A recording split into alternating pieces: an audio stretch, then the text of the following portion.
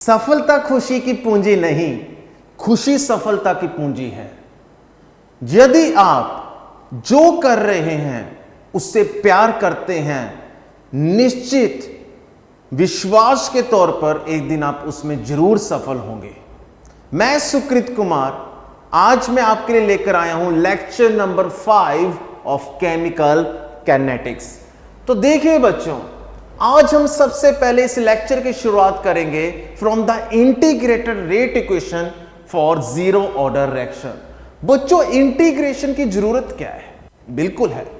Differential rate equation में जब हमने जीरो ऑर्डर और फर्स्ट ऑर्डर के बारे में स्टडी किया था, तो वहां पे हमने ग्राफ के अंदर टेंजेंट के बारे में भी स्टडी किया था। अब टेंजेंट हम क्यों ड्रॉ करते हैं?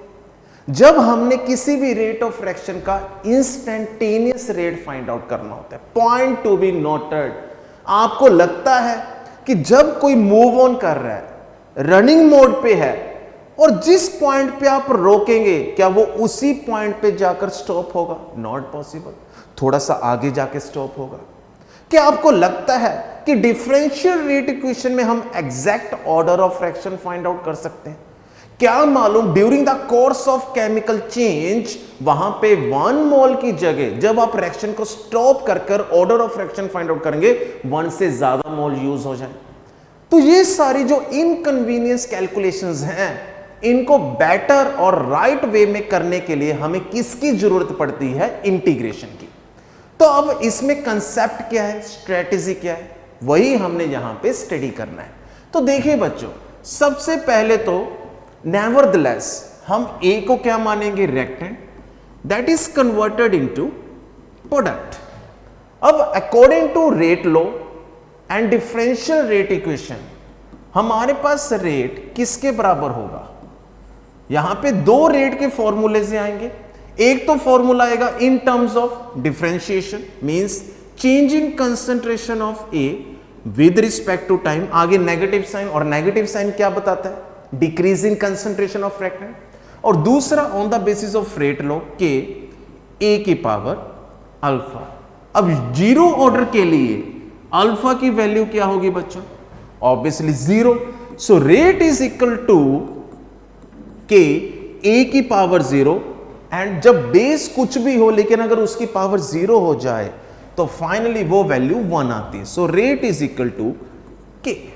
ठीक, तो बच्चों this is equation number 1, this one is equation number 2। Now compare first and second. तो जब हम फर्स्ट और सेकंड को कंपेयर करेंगे, finally minus d A upon d t is equal to क्या आएगा बच्चों? के। लेकिन उसके बाद अब यहां पे डिफरेंशिएशन में ए भी नजर आ रहा है, दैट इज कंसंट्रेशन, टाइम भी नजर आ रहा है। तो हम लेफ्ट साइड पे क्या लिख रहे हैं? Differentiation of A. Right side पे क्या लिखेंगे? Differentiation of time. Integrate on both sides. तो जब हम बच्चों इंटीग्रेशन करेंगे ऑन बोथ साइड्स, तो फाइनली हमें क्या मिलेगा? देखिए, जी इंटीग्रेशन का साइन होता है डी ए, नेगेटिव मैंने बाहर निकाल दिया, के कांस्टेंट, अंदर क्या रहेगा? D T. अब सुनो ध्यान से, यहां पे हमें चेक करना पड़ेगा, स्टडी करनी पड़ेगी इनिशियल और फाइनल स्टेज। सोचो, स्टार्टिंग में जब time t is equal to 0 होगा, अभी रिएक्शन स्टार्ट नहीं हुई, तब हमारे पास रिएक्टेंट की कंसंट्रेशन मैक्सिमम होगी। और यहां पे when t is equal to 0, हम कंसंट्रेशन मानकर चलते हैं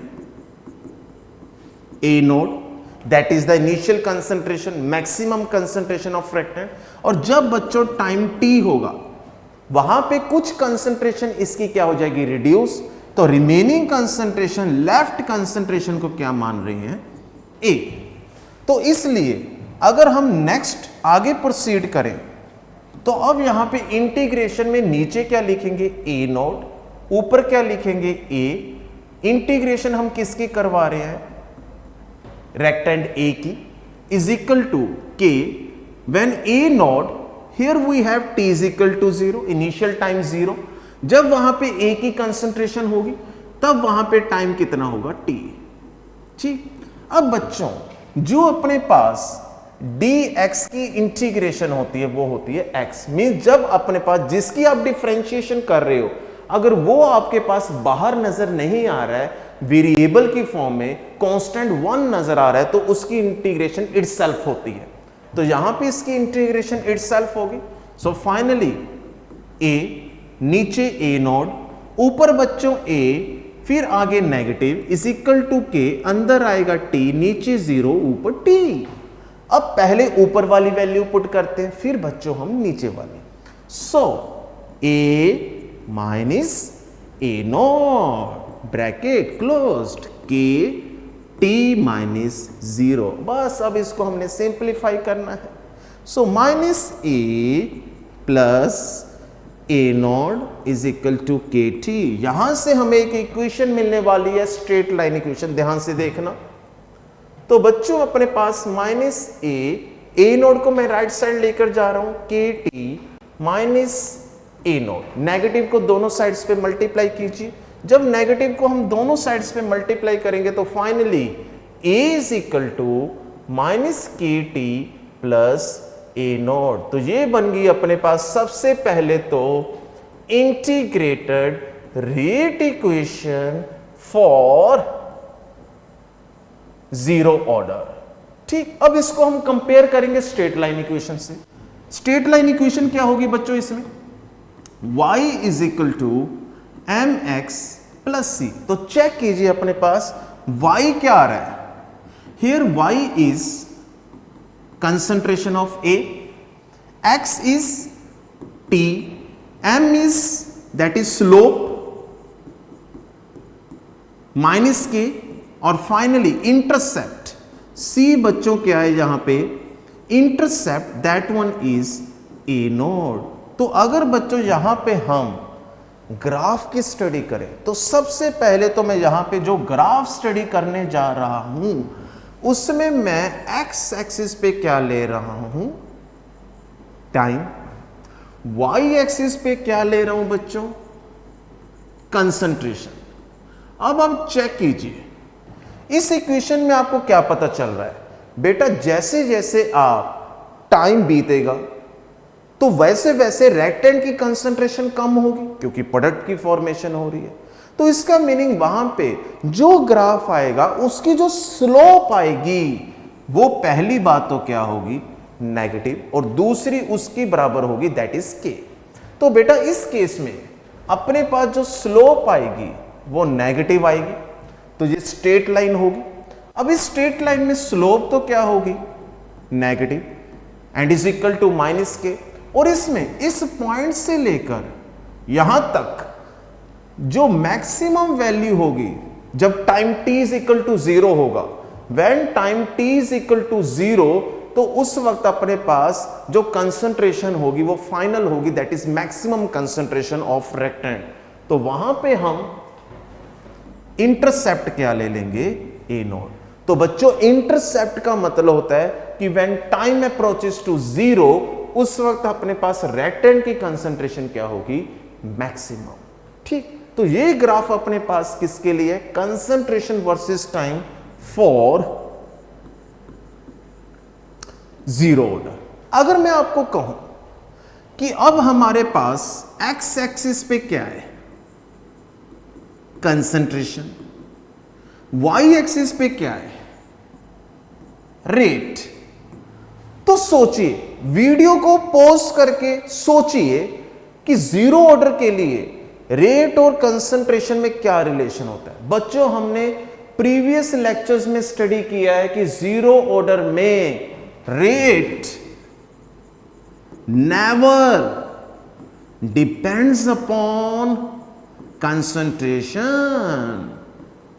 क्यों, क्योंकि वहां पे सबसे पहले तो a की पावर क्या होगा, 0, और दूसरा जीरो का यहां पे मीनिंग क्या है कि जो रेट होगा अब वो कंसंट्रेशन ऑफ रेक्टेंट पे डिपेंड नहीं करेगा। So that's why zero order के केस में जो रेट होगा by changing the concentration change नहीं होगा।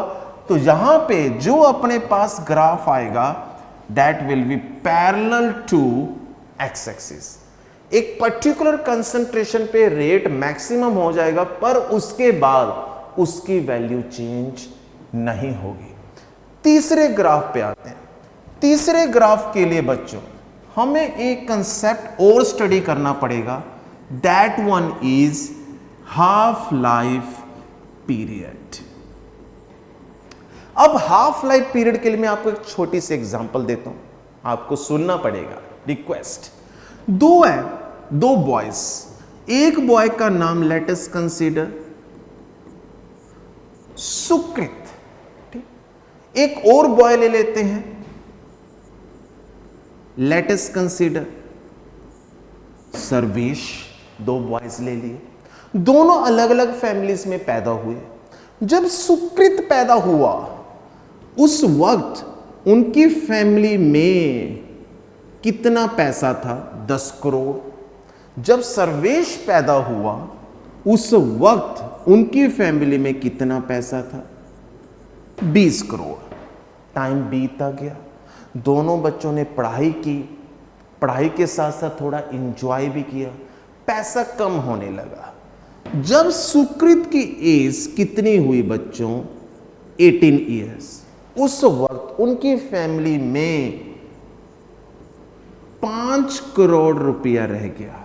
अब देखो, तो इस केस में जब अमाउंट 50% रह गई, उस टाइम पे सुकृत की एज क्या थी? 18 years old, and this 18 years is called half life period. मैं दोबारा से बोल रहा हूं, जब बच्चों रेटेंट की कंसंट्रेशन 50% आपको नजर आए, उस टाइम को हम क्या बोलते हैं?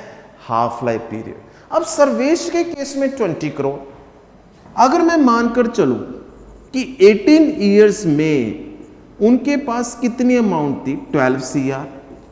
20 ईयर्स के केस में उनके पास कितनी अमाउंट थी? 10 CR।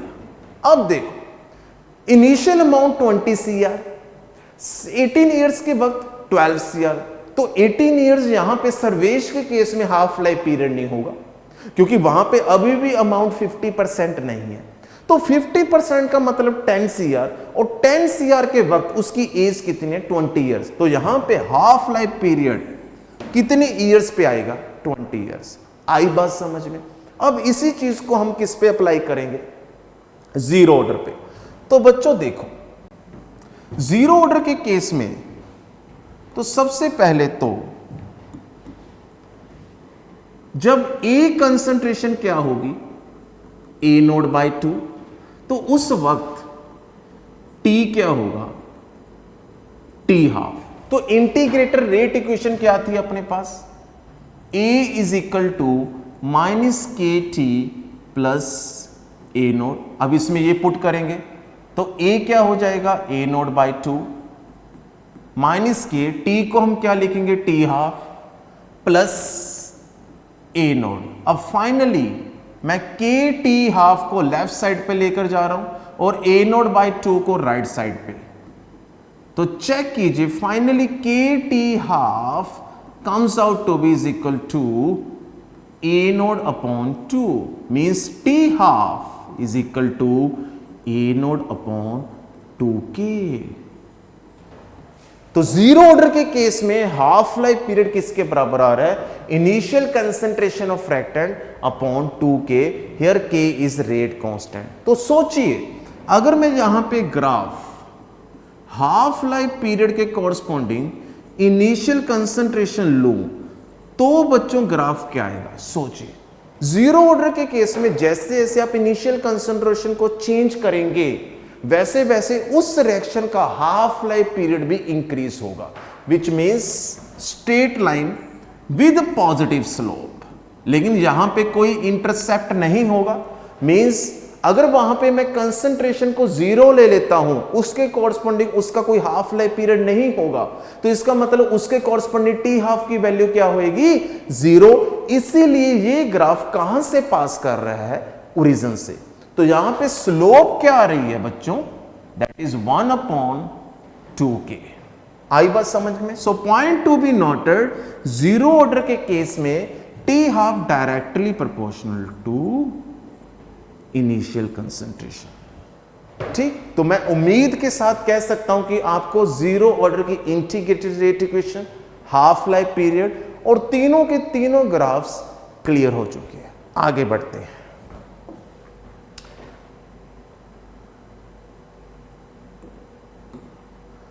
नेक्स्ट जो है अपने पास integrated rate equation for first order. जो प्रोसेस, जो स्टेप्स हमने जीरो ऑर्डर के लिए फॉलो अप किए हैं, वही सब कुछ हम किस पे अप्लाई करेंगे अब? फर्स्ट ऑर्डर पे। तो देखिए, सबसे पहले तो हम क्या लिखेंगे? रेट। दोनों कौन से? Differential rate equation and on the basis of rate law. किसके लिए? ए के लिए। तो पहले तो हम ए को कंसीडर करते हैं reactant.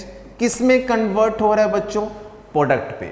So rate is equal to minus d A upon d t. Second, on the basis of rate law, rate is equal to के A the power alpha. First order है अपने पास, तो फर्स्ट ऑर्डर के case में जो power होगी, जो exponent होगा, वो क्या हो जाएगा यहां पे? 1। That is the stoichiometric coefficient, जिसको और बोलते हैं हम। रेट इज इक्वल टू के ए की power 1। Equation number 1। Equation number 2। अब इन दोनों इक्वेशंस को हम क्या करेंगे? कंबाइन। तो minus d A combine first and second. So minus d A upon d t is equal to के ए की power 1।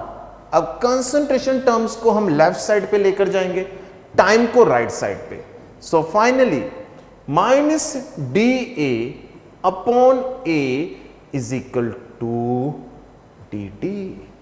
Now integrate on both sides. Integrate on both sides. तो क्या होगा? अब लॉजिक, थोड़ा सा कलर भी चेंज करते हैं। जिंदगी में कलर्स होने चाहिए, रंग बिरंगी जिंदगी होनी चाहिए।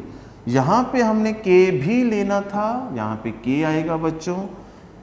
सो फाइनली के अंदर आएगा डी टी। कंसेप्ट वही लगेगा बच्चों, जब t 0 होगा तब A कंसंट्रेशन स्टार्टिंग में मैक्सिमम होगी, A नोट। टाइम t पे बच्चों A की कंसंट्रेशन A के बराबर होगी। तो पुट करेंगे यहां पे सब कुछ।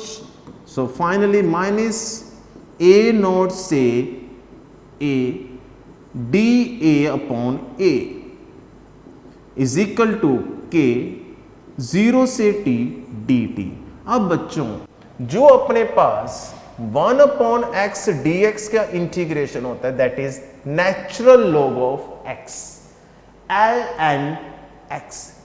लॉग नहीं लेना है।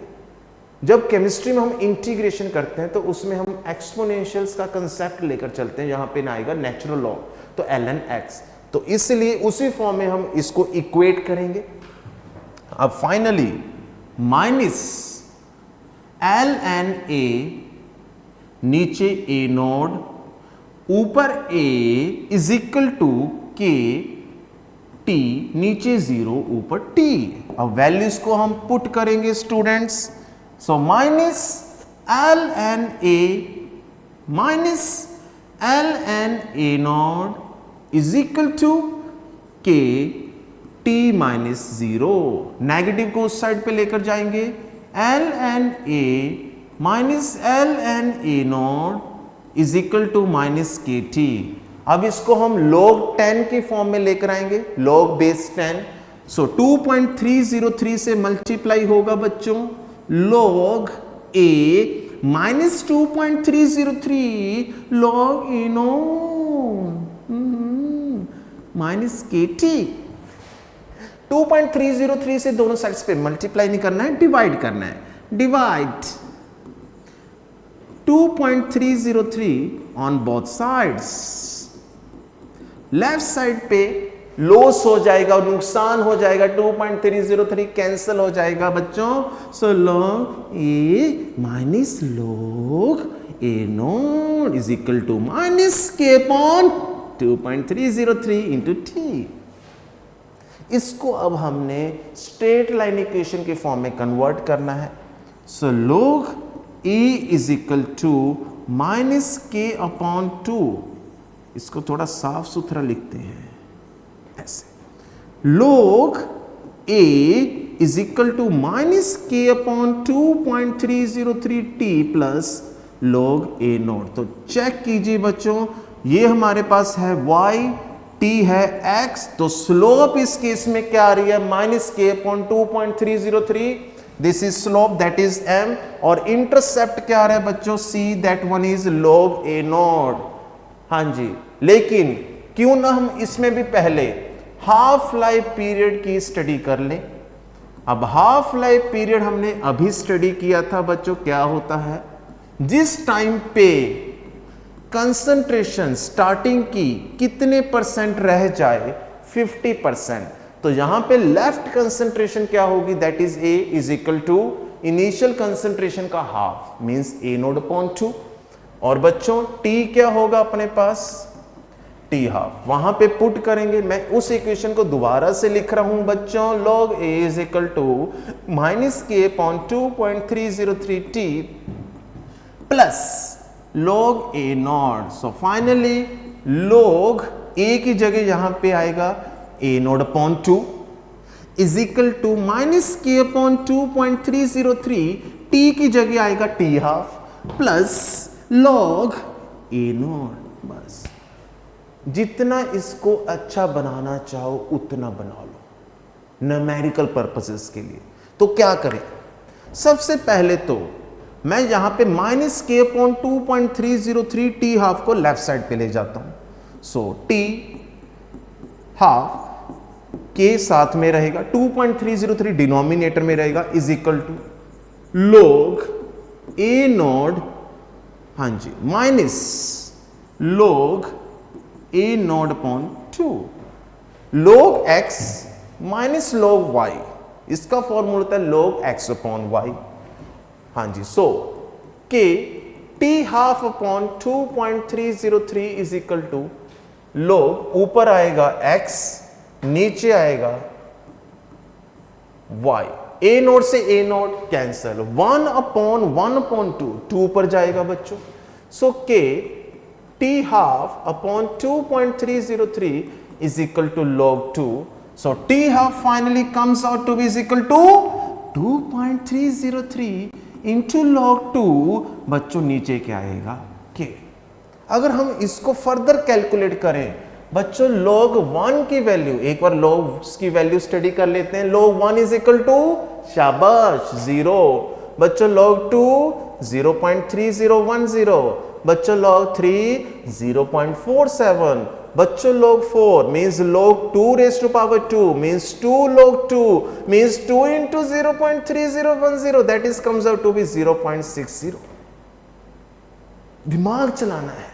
हाँ जी, ऐसे ही log 5 0.69, बच्चों log 6 means log 2 into 3 means log 2 plus log 3, कितना आएगा बच्चों, सोचिए, log 2 की वैल्यू 0.30, log 3 की वैल्यू 0.47, तो 0.77, log 7 की वैल्यू बच्चों होती है 0.84, log 8 की वैल्यू 2 की पावर 3, तो ये 3 आगे आएगा, 3 log 2 मीन्स 3 into 0.30 मीन्स 0.90, और फाइनली log 9 0.95, और log 10 होता है बच्चों 1। ये सब चीजें फिर दोबारा से हम स्टडी करेंगे कैलकुलेशंस में, न्यूमेरिकल्स में, डोंट वरी, ओके। तो हाँ जी बच्चों, फाइनली अपने पास टी हाफ आफ्टर कैलकुलेशंस क्या आएगा, 0.693 अपॉन के। ठीक, अब ग्राफ की स्टडी करते हैं। तो बच्चों, सबसे पहला ग्राफ हम स्टडी कर रहे हैं, यहां पे हम लेंगे एक्स एक्सिस पे टाइम, वाई एक्सिस पे log a। तो देखिए ध्यान से दोबारा से, अपने पास वहां पे this is y, y axis पे log a, x एक्सिस पे टाइम t, तो स्लोप नेगेटिव, और वो भी कितनी, k/2.303। तो इसका मीनिंग क्या हुआ बच्चों, again negative slope with straight line, और उसकी स्लोप की वैल्यू क्या रहेगी फर्स्ट ऑर्डर के लिए -k/2.303। और इसमें जो इंटरसेप्ट आ रहा है आप चेक करना, वो कितना आ रहा है, log a0। क्लियर। अब सेकंड ग्राफ में मैं जहां पे स्टडी करूंगा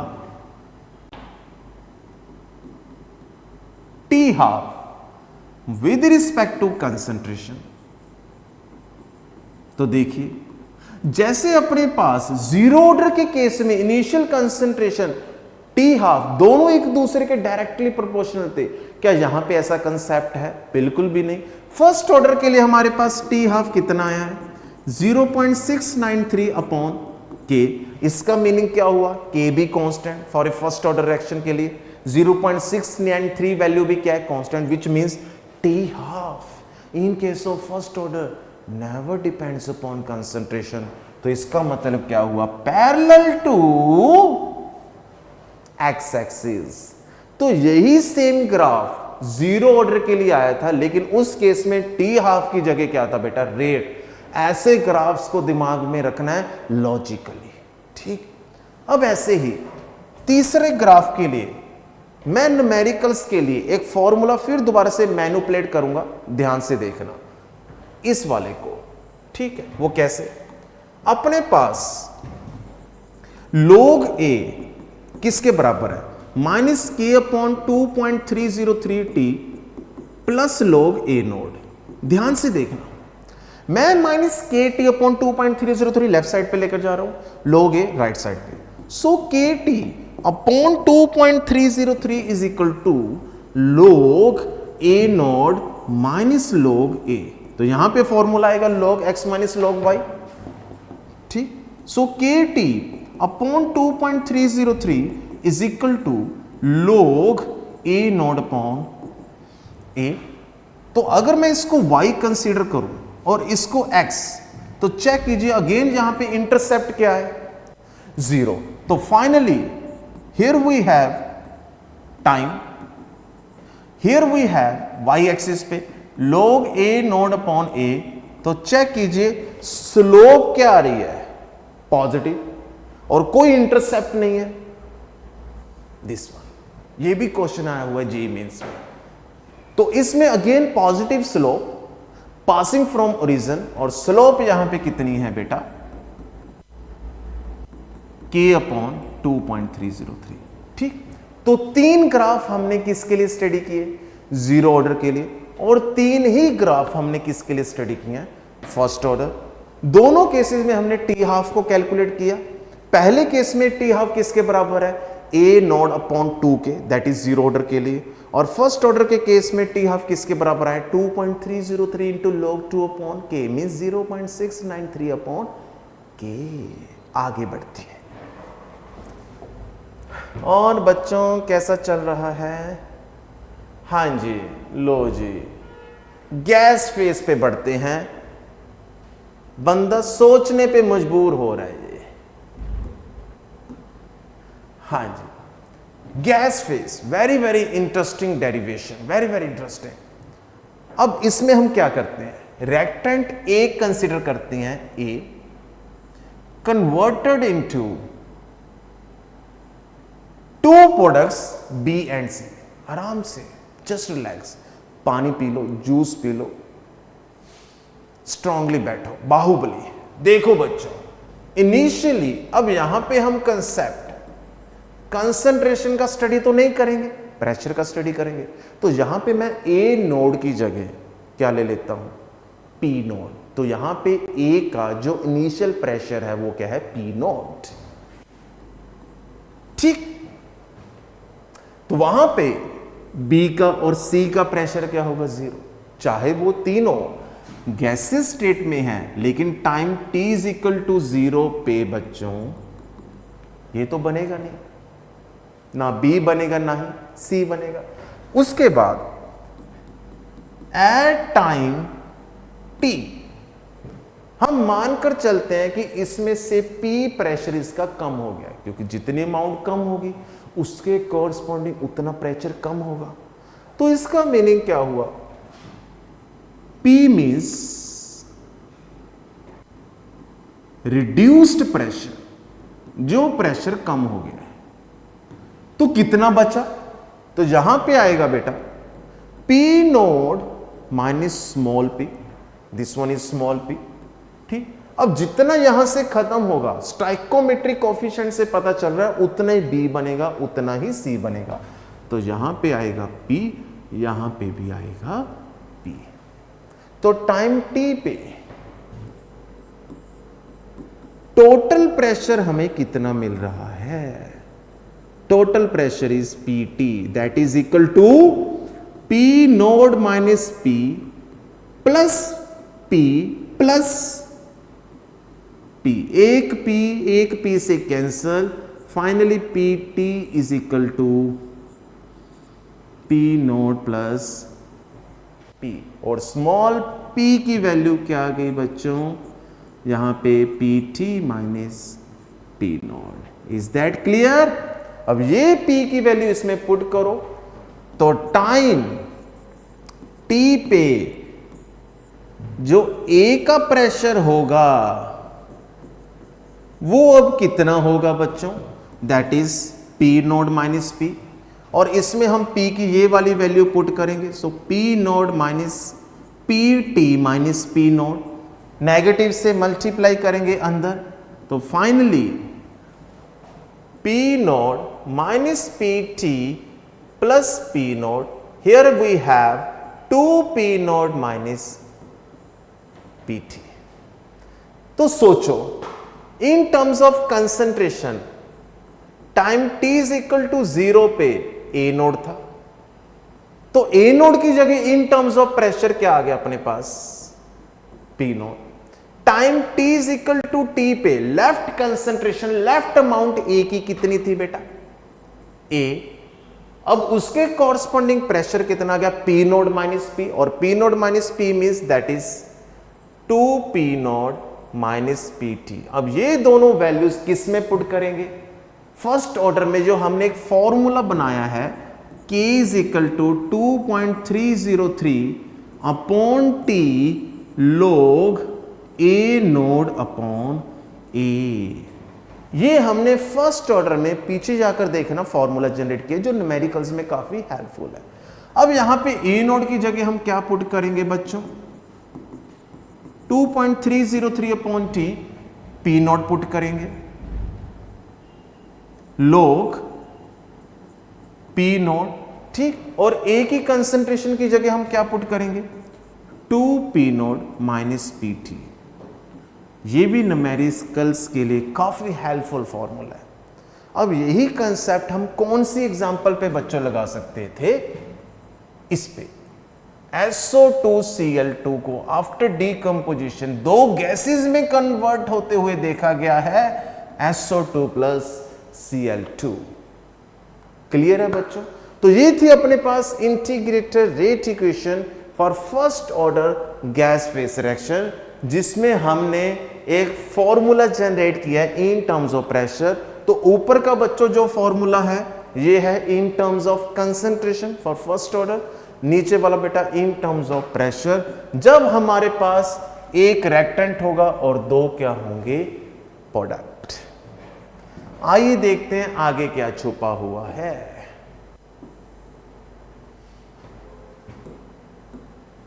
हां जी, amount of substance left after an half lifes. अब हम हाफ लाइफ्स के बारे में थोड़ा और जानेंगे। देखो, जो बच्चों फर्स्ट हाफ लाइफ होती है, फर्स्ट हाफ लाइफ में हमारे पास कंसंट्रेशन कितनी बचेगी? Half of A node, 50% of initial concentration. लेकिन अगर मैं फिर हाफ के अंदर हाफ की स्टडी करूं, मतलब ये मानकर चलो कि 50% हो चुका, 50% बचा, अगर मैं उस 50% में आगे 50% देखूं तो वो 20% होगा, 25%, और वो 25% अगर इसमें ऐड हो तो क्या बन गया 75%। जो 25% बचा अगर उसका फर्दर 50% देखें तो बेटा कितना होगा वो 12.5%। अगर वो 12.5% इसमें ऐड करूं तो बेटा क्या होगा 87.5%। इसको कहते हैं half of half, half of half, half के अंदर हाफ। तो फर्स्ट हाफ लाइफ में क्या होगा half of A note. Second half life में बच्चों क्या आएगा half of A note, half of half. Third में क्या होगा बच्चों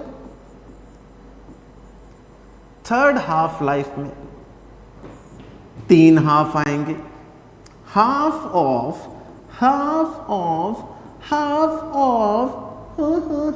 ए नॉट।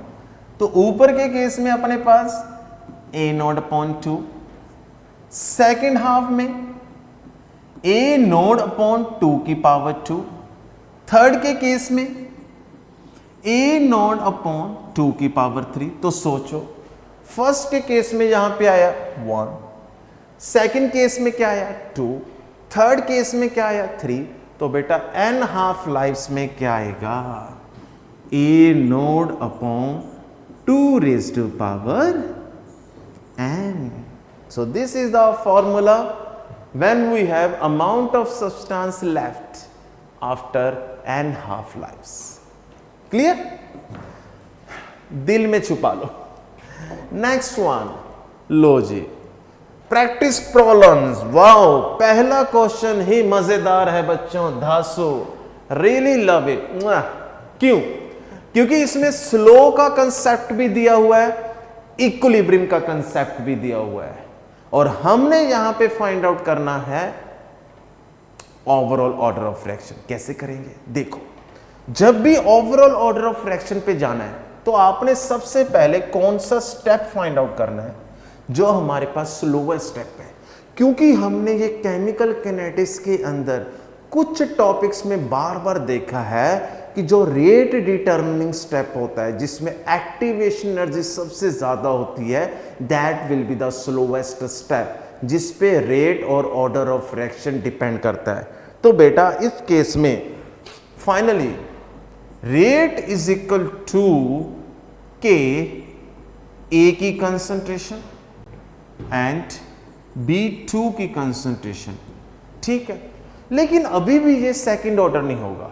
क्यों बच्चों? क्योंकि अपने पास जो स्टार्टिंग में B2 नजर आ रहा है आपको, इसमें B2, ये B2 अपने आप में एक रेक्टेंट नहीं है। देखिए आप खुद सोचिए, क्या आपको ये रेक्टेंट नजर आ रहा है? इसमें आपको सबसे पहले तो K का कंसेप्ट लगाना पड़ेगा। मींस जो K इक्विलिब्रियम है वो किसके बराबर होगा? Right hand side upon left hand side. ठीक है, अब इसमें हम फाइंड आउट क्या करेंगे? ए की कंसंट्रेशन को, वो ए की कंसंट्रेशन हम इसमें डालेंगे। आप सोचेंगे सर ऐसा क्यों कर रहे हो, थोड़ा क्लियर करो, अभी कुछ डाउट है। बेटा मुझे ये बताओ, क्या ए आपके पास यहां पे रेक्टेंट है? नहीं है। पहले स्टार्टिंग में रेक्टेंट क्या था? A2, जिसकी डीकंपोजिशन क्या हो रही है? A में। वो A फर्दर किसके साथ रेक्ट कर रहा है? B2 के साथ। तो यहां पे A2 भी रेक्टेंट है और B2 भी रेक्टेंट है, लेकिन A रेक्टेंट नहीं है। तो इसका मीनिंग क्या हुआ? मुझे सबसे पहले रेड के अंदर जो A नजर आ रहा है उसको हटाना पड़ेगा। वो A कैसे हटाऊंगा? In terms of equilibrium constant. तो फाइनली A किसके बराबर आएगा? सो A की power 2 is equal to K equilibrium into A2। So A की concentration is equal to root K equilibrium into root A2 की कंसंट्रेशन। अब ये वैल्यू हम इसमें पुट करेंगे बेटा। So finally rate is equal to K root K equilibrium into A2 की power half into B2 की पावर 1। तो K इंटू के इक्विलिब्रियम का जो रूट है वो तो एक नया इक्विलिब्रियम कांस्टेंट या नया कांस्टेंट आ जाएगा, नया रेट कांस्टेंट इंटू A2 की पावर हाफ इंटू B2 की पावर 1। तो ओवरऑल ऑर्डर क्या होगा with respect to A2 half order, with respect to B2 it's first order. So finally answer comes out to be 3/2। 3/2 का मतलब है बच्चों यहां पे 1.5। तो यहां पे अपने पास बच्चों सी ऑप्शन आएगी। ठीक, this is 1 into half means इसको ऐसे लिखा हुआ है, दिस इज 3/2 मीन्स 1.5। क्लियर है बच्चों फर्स्ट क्वेश्चन। मैं आपको थोड़ा सा फिर दोबारा से रिकैप करवा देता हूं बेटा। इस केस में पहले तो हमने ये देखा कि कौन सा स्टेप स्लो है, फिर स्लो स्टेप में हमने ये देखा कि कोई ऐसी चीज तो नहीं है जिसको हम रेक्टेंट कंसीडर नहीं कर सकते, दैट वन इज ए, क्योंकि ए ऊपर से मिल रहा है इन टर्म्स ऑफ प्रोडक्ट, किसमें से, इक्विलिब्रियम में से। उस इक्विलिब्रियम में A2 तो रेक्टेंट है लेकिन A प्लस ए अपने पास रेक्टेंट नहीं है। तो इसलिए हमने क्या किया, पहले तो हमने A की कंसंट्रेशन को इन terms of equilibrium constant find out कर लिया, फिर उसको उसी रेट के अंदर पुट कर दिया, जिससे अपने पास फाइनली रेट किसके बराबर आया with respect to A2 half order, with respect to B2 it's first order and overall will be half plus 1 that is 3/2 means 1.5 order. Clear. Next one, हाँ जी, a student has studied the decomposition of gas AB3 at 25 degree Celsius.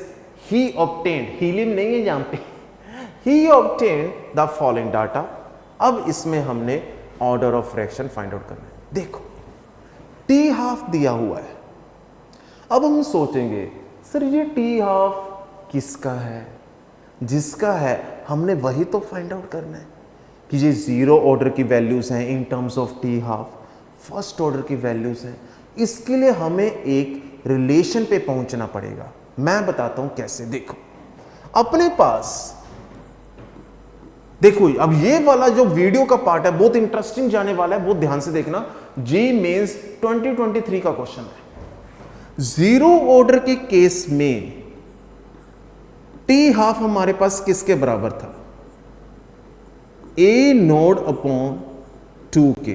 तो मैं क्या बोल सकता हूं कि zero order में T half directly proportional to A node की पावर 1, यस और नो। फर्स्ट ऑर्डर के केस में जब हमने इंटीग्रेटेड रेट इक्वेशन में से T हाफ फाइंड आउट किया, उस केस में T हाफ 0.693 अपॉन K के बराबर था, that is independent of initial concentration.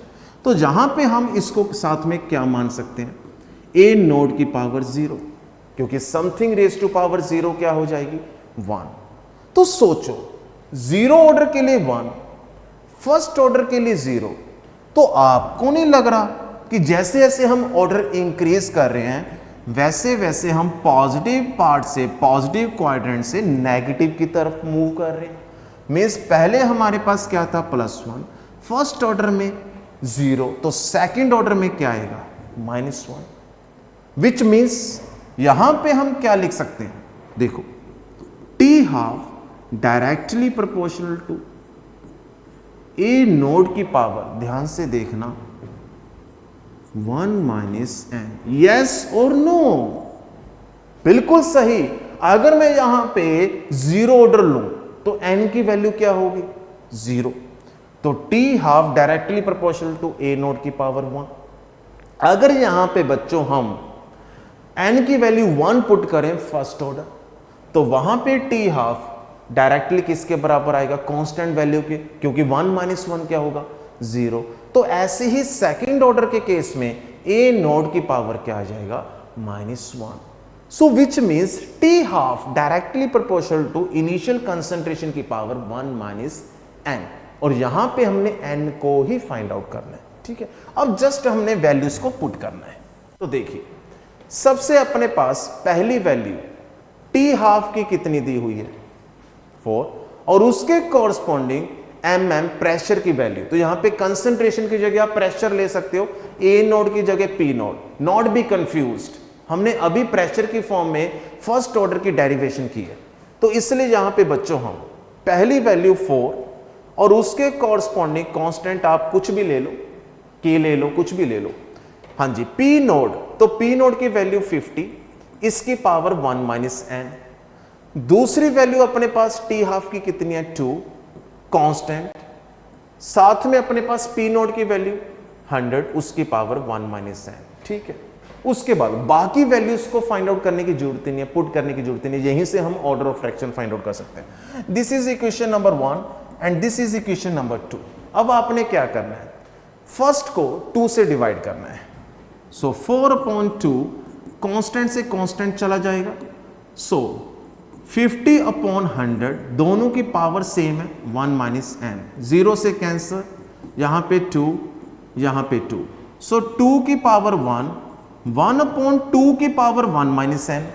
ठीक, तो अगर मैं 2 को ऊपर लेकर जाऊं तो 2 की पावर -1 होगा, वो माइनस जैसे ही 1 माइनस एन से मल्टीप्लाई होगा तो जो 1 माइनस एन है वो n-1 बनेगा। सो फाइनली 2 की पावर 1 इज इक्वल टू 2 की power n-1। So here 1 is equal to n-1, so n is equal to 2, which means the answer is B, that is second order। तो ऐसे concepts को study करना है, आराम से, panic नहीं होना है। जी मीन्स, एडवांस, नीट, हर एक कंपटीशन लेवल का जो एग्जाम है उसके अंदर जो केमिस्ट्री का क्वेश्चन है, पैनिक नहीं होना है, कंसेप्ट्स को बिल्डअप करना है। कंसेप्ट बिल्डअप करेंगे तो आउटपुट अपने आप आएगी। हाँ जी, नेक्स्ट वन। हाँ जी, इट्स वेरी सिंपल बेटा, बहुत इजी क्वेश्चन है ये। पॉज कीजिए वीडियो को, do it by yourself. NEET 2022 का इसने बोला है कि अगर y एक्सिस और x एक्सिस के बीच में एक स्ट्रेट लाइन आ रही है that is parallel to x axis, तो ये कांस्टेंट टेम्परेचर पे किसको शो कर रही है? क्या ये जीरो ऑर्डर है? अभी हमने इसी लेक्चर में स्टडी की है ऐसे ही 2 ग्राफ्स। सोचो, उसमें मैंने आपको बोला था कि जीरो ऑर्डर कब होगा, जब y पे हम क्या लेंगे, रेट, और x पे क्या लेंगे, कंसंट्रेशन। यही था बेटा, मींस y पे रेट, x पे कंसंट्रेशन। अब ढूंढो y पे रेट, x पे कंसंट्रेशन, तो ये रहा, देखो y पे रेट, x पे कंसंट्रेशन, y पे रेट, x पे कंसंट्रेशन। और फर्स्ट ऑर्डर के केस में टी हाफ कंसंट्रेशन के इंडिपेंडेंट आया था, यस और नो? अभी भी हमने स्टडी किया है, अभी न्यूमेरिकल जो जेई 2023 का किया है। तो उस केस में हम ये कह सकते हैं कि y पे क्या हो, हाफ लाइफ पीरियड, x पे क्या हो, इनिशियल कंसंट्रेशन। तो ढूंढिए, तो फर्स्ट ऑर्डर में y पे क्या हो, y पे टी हाफ, x पे concentration. So C is the right answer. तो अगर ग्राफ के पहले कंसेप्ट की नॉलेज होगी तभी बेटा ऐसे एमसीक्यूज हम कर पाते हैं। ठीक है, चलो आगे बढ़ते हैं। Rate constant of zero order reaction है same units as the rate of reaction. बिल्कुल, यूनिट्स का कंसेप्ट हमने जैसे ही लास्ट वीडियो लेक्चर में स्टडी किया था, तो उसमें मैंने आपको बताया था कि अगर जीरो ऑर्डर है तो यहां पे अल्फा की वैल्यू क्या होगी, 0। अगर अल्फा की वैल्यू 0 है तो जो यूनिट्स रेट के होंगे वही यूनिट्स रेट कांस्टेंट के हो जाएंगे, दैट इज मोल पर लीटर टाइम इनवर्स। बिल्कुल सही कह रहा है। फिर आगे इन्होंने रीजन में क्या दिया हुआ है, rate constant of zero order reaction does not depends upon units of concentration.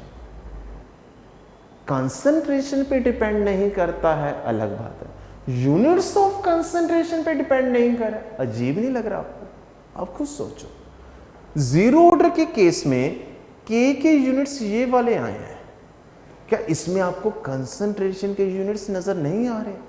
भाई मुझे तो आ रहे हैं, देखो मोल पर लीटर। तो ये स्टेटमेंट क्या हो गई, गलत।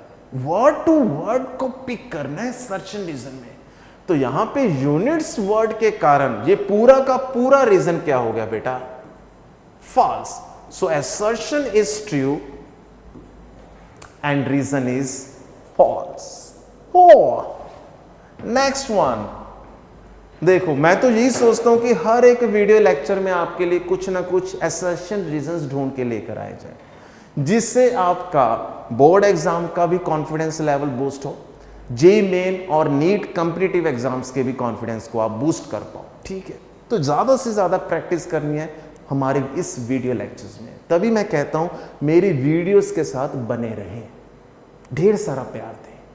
देखो assertion क्या है इसमें, in zero order reaction concentration of reactant is doubled, half life period is also doubled। देखो तो हमने टी हाफ किसके बराबर किया जीरो ऑर्डर के केस में, ए नॉट अपॉन 2 के।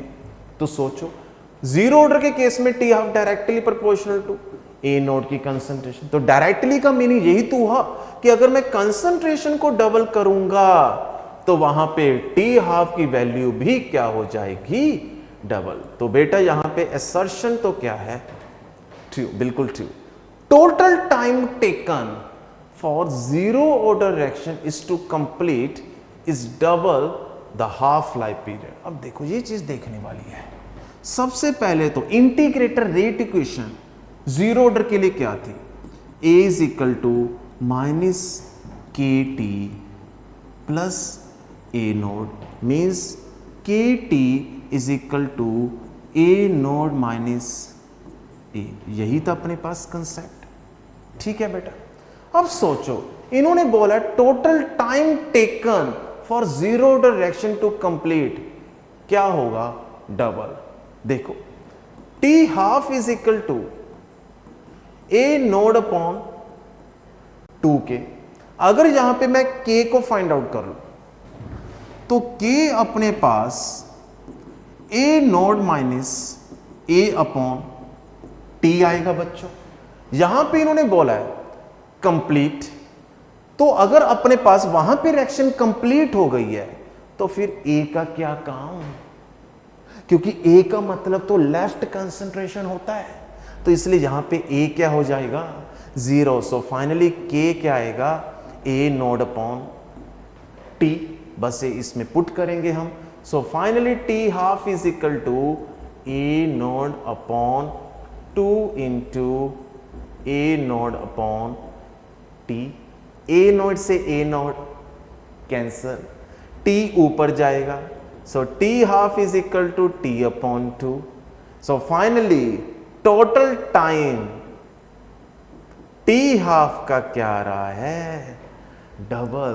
कितना इंटरेस्टिंग था ये second statement, total time taken for zero order reaction to complete double of the half life period. तो ये भी बिल्कुल सही हो गया बच्चों। सो रीजन इज ऑल्सो ट्रू। पर क्या आपको लगता है कि second statement is the correct explanation of first? बिल्कुल नहीं। यहां पे एक्सप्लेनेशन आनी चाहिए थी कि जो बच्चों जीरो ऑर्डर में टी हाफ है वो इनिशियल कंसंट्रेशन की क्या है, डायरेक्टली प्रोपोर्शनल। इसलिए इसका आंसर ए नहीं होगा। ए का मतलब A and R both true and R is correct explanation of A. तो यहां पे क्या होगा, both are true but reason is not correct explanation of A. Clear? हाँ जी, लो जी, अब हमारी मेहनत हुई आज के लेक्चर में साकार। बने रहें, जुड़े रहें, ढेर सारा प्यार चाहिए बच्चों, मुझे भी, और साथ चाहिए आपके अपने क्लासमेट्स को। ऐसे क्वालिटी कंटेंट वीडियो लेक्चर्स को देखना ना भूलें। थ्रू आउट द ईयर मैं ऐसे आपके लिए बढ़िया कंटेंट ढूंढ कर लेकर आऊंगा और हर वीडियो लेक्चर को इंटरेस्टिंग बनाएंगे आपकी लगन और मेरी मेहनत से। थैंक यू, तब तक के लिए जय Hind. Keep smiling. Well done.